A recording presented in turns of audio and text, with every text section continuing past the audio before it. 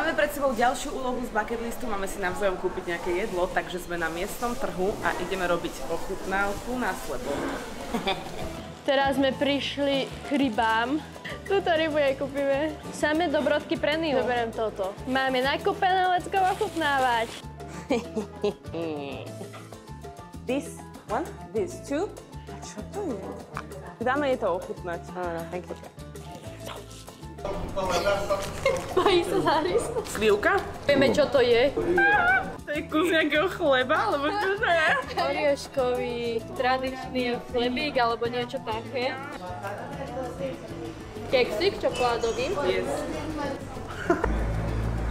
To pripomína sol, je to slané, ale pripomína mi to olivy. Google Gemini, povedz mi, čo je toto žlté. Takže zistili sme od Google Gemini, že to je vlčí bôb alebo lupina a majú to radi napríklad v Južnej Amerike alebo v Stredomorí a chutí to ako slaná kukurica. Vamos comprar un avental fibriable dripiček. Pítik si nechávam, ideme do mesta, ideme to tam rozprúdiť.